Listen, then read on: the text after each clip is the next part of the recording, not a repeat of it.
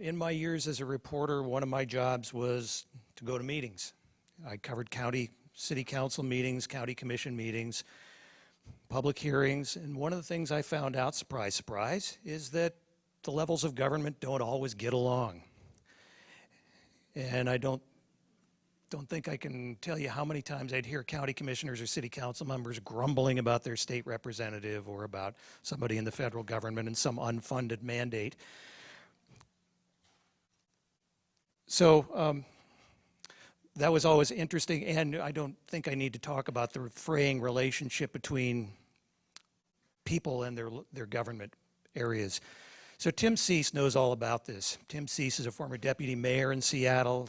He worked for King County Executive Ron Sims. He was the chief of staff there, worked for then Governor Gary Locke, and now he's a partner in Ceis, Bain, and East Strategic.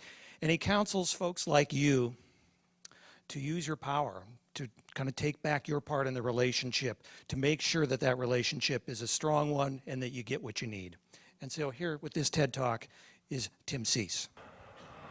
Thank you, Doug.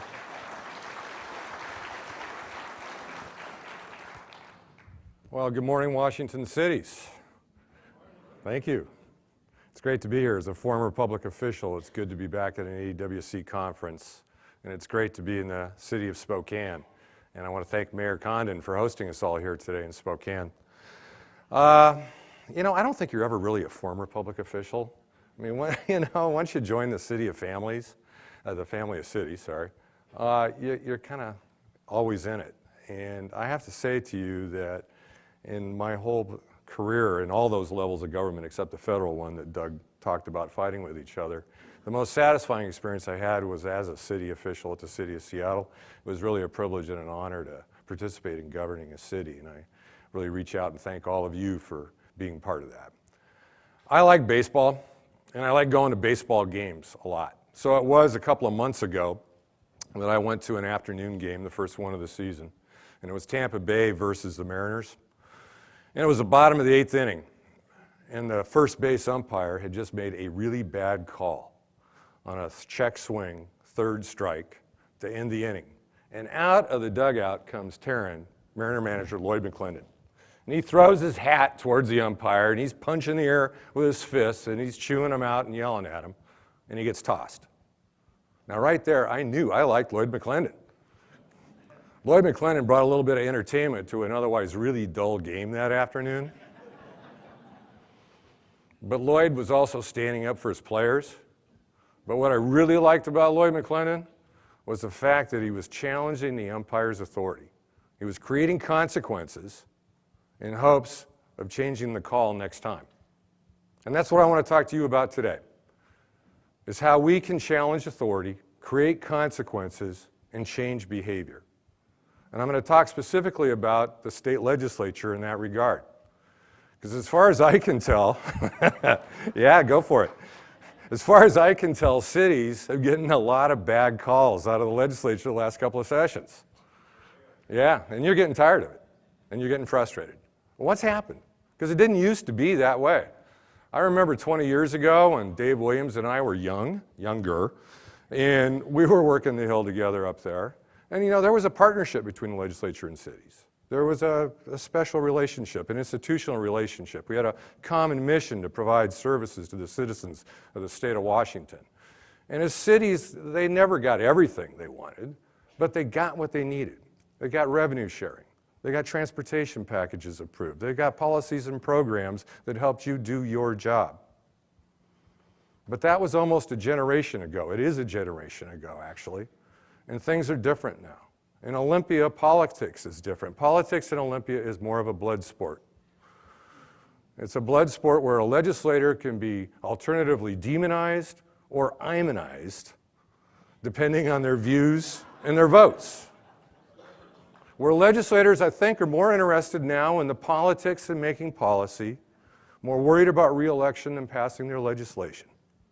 Where tax evasion has created revenue problems, we can't address the major issues of the day, like education.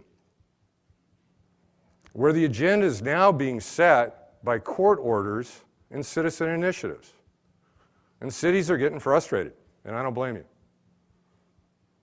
So what do? We have to acknowledge things have changed, and we have to think about changing too.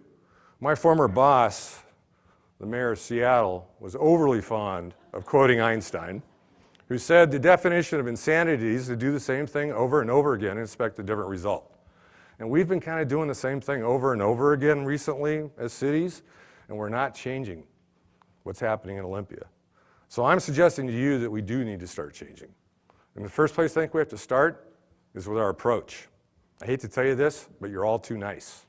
You are really nice people when you go to Olympia, right? You go in there and you're polite when you ask for something. You're really nice when the legislature gives you excuses like, oh, it just didn't come up and I couldn't vote for it, right? You've ever heard that one? You're really polite when they tell you no, and you're nice when they vote down your bill. And what do? We go back home, come back next session, and do it all over again. We have to stop doing that. We've got to start doing something differently. Let's think about who's been the most effective in the recent legislative sessions. Boeing. Boeing got the largest tax breaks in our state's history. No, I'm sorry, they were the largest tax breaks in our nation's history. And how did they do it? They threatened to move airplane manufacturing out of state. Washington Education Association. They get their legislation passed. They get their programs funded when nobody else can. How do they do that? Well, they've got a big campaign war chest. They support their friends, they oppose their enemies. And they also use the initiative process, like they are this year with classroom size reduction, to set the agenda. They create consequences that change the behavior of the legislature towards their issues. Now, I'm not suggesting that Spokane can threaten to go to Idaho and Vancouver's going to secede to Oregon and Blaine's going to Canada. I'm not certain that's a credible threat. And I know we can't create huge campaign war chests as cities. I'm not even sure that'd be legal if we could. But there are things we can do. We do have political assets. Think about it. You have constituents. There are 49 legislative districts in the state of Washington, 147 legislators. In that same geography, there are 281 cities and over 1,800 mayors and council members. You do the math. We outnumber them 5-1. A constituent in a city is a constituent of a legislative district. And you pass legislative agendas. If you don't, you should. And when you pass those legislative agendas, you should be letting your citizens know about them, letting them know what help you need from Olympia, what bills you need passed. And then you need to let those same citizens know how their legislators are doing supporting their city or not supporting their city. Now, that's not political information. That's public information. And it's important public information that your constituents should know. The other thing you have is your personal endorsement. I bet you every elected official in here has been asked at least once already for an endorsement of a legislative candidate, haven't you? Huh? Yeah, you bet. And I bet you gave it, too.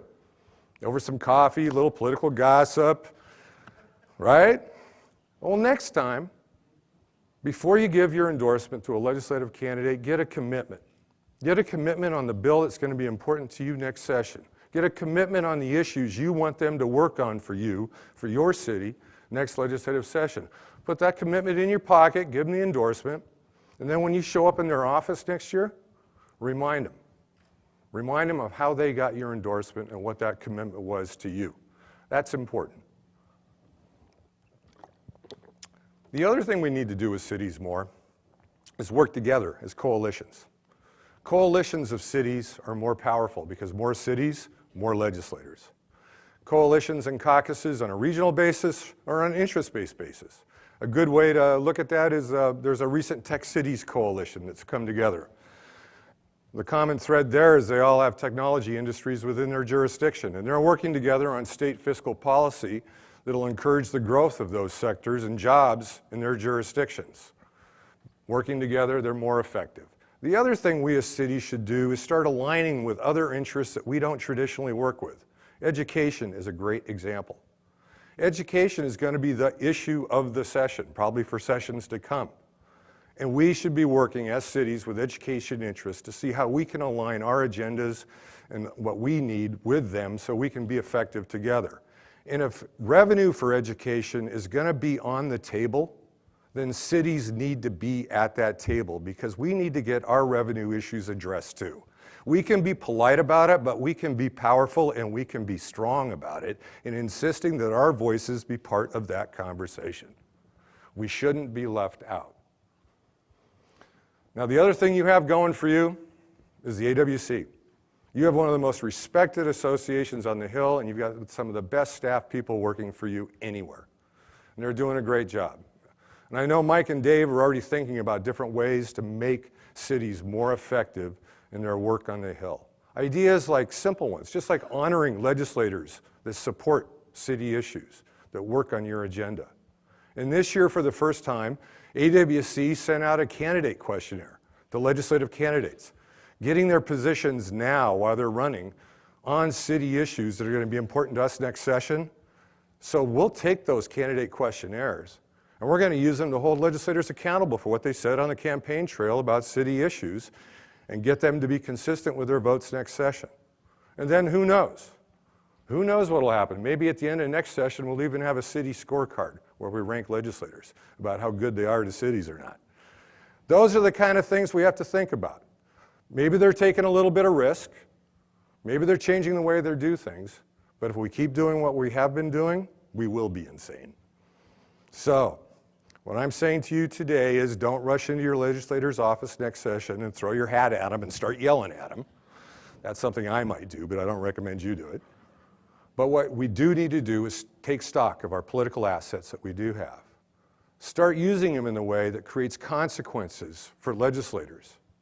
And I think we'll start to see some change in their behavior again towards cities, and we'll start to see our agenda. Thanks very much, and I look forward to talking to some of you in the workshop afterwards.